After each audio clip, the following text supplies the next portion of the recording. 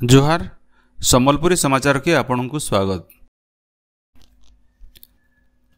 बरगढ़ जिला परिषद 5 नंबर बैठक जिला परिषद सम्मिलनी कक्षठाने गलाकाल हो जाइए।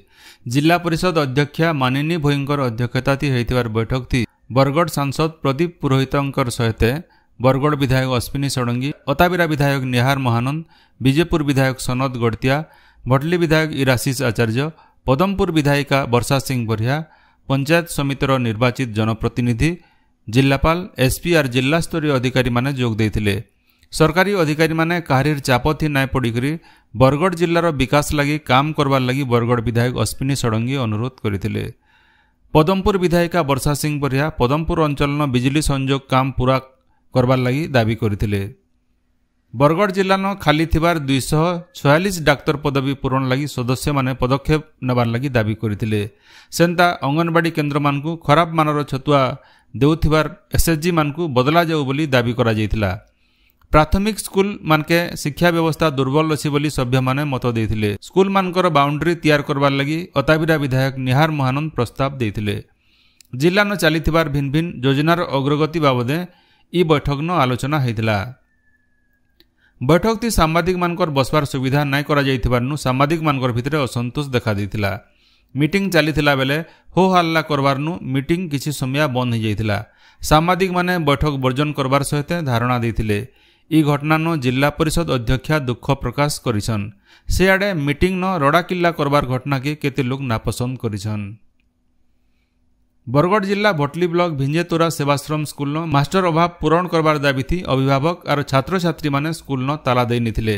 समाज मंगल विभाग और शिक्षा विभाग रो अधिकारी माने लिखित प्रतिश्रुति देला उतरु स्कूल रो ताला खुला जायथिला। सम्बलपुर महानगर निगम तरफु आज ड्राई डे पालन करा जाउछे। वर्षा दिने डेंगू मलेरिया बागिर बेमार बढ़ुथिबारनु ई दिगे लोक सचेतन करबार लगी ई दिवस पालन करा जाउछे। हर हफ्ता शुक्रवार दिन घरर गमला कूलर टायर की आखे पाखे जमा होइतबार पैन के खाली करबार लगी महानगर निगम रो कमिश्नर वेदभूषण लुकु अपील करिछन। ग्रिड मरामती लगी आज बरगढ़ शहर रो बिजली जोगाण बंद रहबा। आज सखालर 8 बजे ऊपर बेला 4 बजे तक बिजली जोगाण बंद रहबा बोली टीपीडब्ल्यूओडीएल तरफु सूचना दिया जाइछे। झारसुगुड़ा जिला रेंगाली थाना लछीपाली गाँव जमी थी कादो करुथला बेले ट्रैक्टर उल्टी करी ट्रैक्टर ड्राइवर रो जीवन जाइछे। बलांगीर धरमगढ़ रास्तार गंजिया पड़ान गोटे हरिण छुआ के उद्धार करा जाइछे। बलांगीर जिला सिंधे केलार झंडे गाड़ी थी धरमगढ़ फिरुतला बेले हरिण छुआ के देखिकरी ताके उद्धार करी जंगल विभाग के हस्तांतर करथिले। बरगढ़ शहर न जबरदखल होइतिबार रास्ता के छाड़बार लगी प्रशासन तरफु दिया जाइतिबार 48 घंटार मोहलत आज पूरी छे। इतार उतारू जबरदखल उच्छेद अभियान मूल हेबा बोली प्रशासन तरफु सूचना दिया जाइछे। इनो जनै दिया जाई पारे जे रायजे सरकारी जमी जबरदखल होइतिबारनु तार चिन्हट करबार सहित सरकार को रिपोर्ट देवार लगी सबु जिलापाल मानकु निर्देश दिया जाइतिला। निर्देश अनुसार पहला खेपे बरगढ़ शहरर भिन्न भिन्न रास्ता के नपा जाइकरी सरकारी जगह के चिन्हा दिया जाइछे।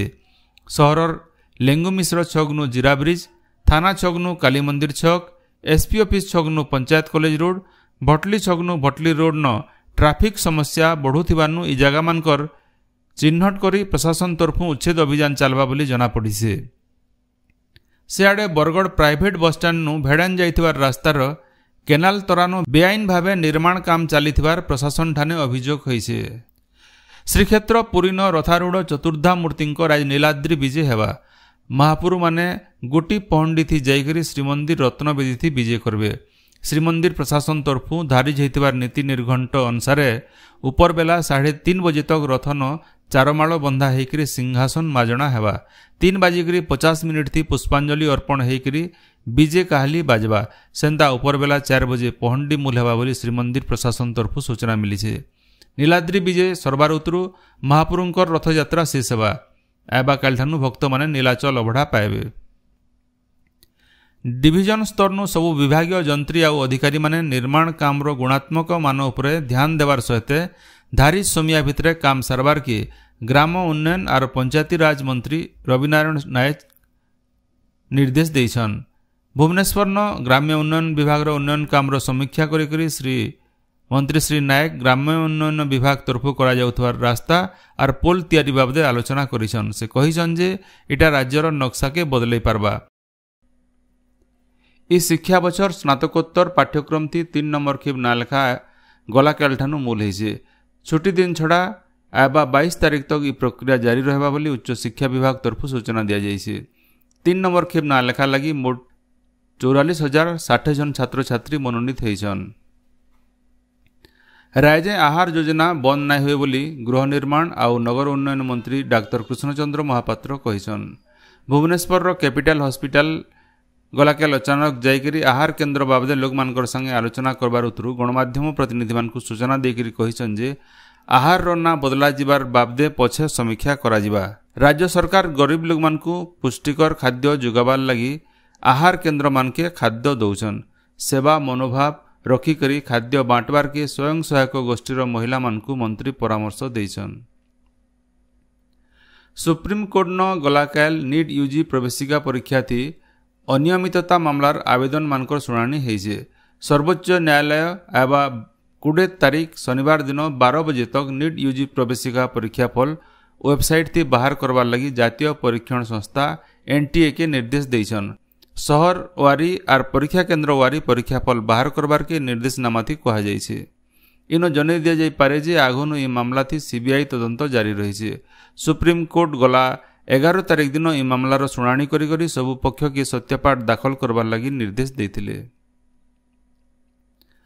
प्रस्तावित सम्बलपुर रेल फ्लाईओवर प्रकल्प लगी रेल मंत्रणालय तरफ 288 कोटी 61 लाख टंका मंजूर करा जाइछे। इताके नेकरी पूर्वतट रेलबाई तरफ सूचना मिलिथिबा सूचना अनुसार सम्बलपुर रेल स्टेशन नु सम्बलपुर सिटी रेल स्टेशन भितरे 8.1 किलोमीटर लंबार इ फ्लाईओवर तैयारी करा जिबा। इ फ्लाईओवर सम्बलपुर के आसुथिबा ट्रेन मानकर चलाचल के सहज करवा। इथिर लगी टिटलागढ़ झारसुगुड़ा और भुवनेश्वर आड़े जास करुथबार यात्रीवाही ट्रेन चलाचल मान बढ़वा बोली रेलबाई तरफ कहा जाइछे।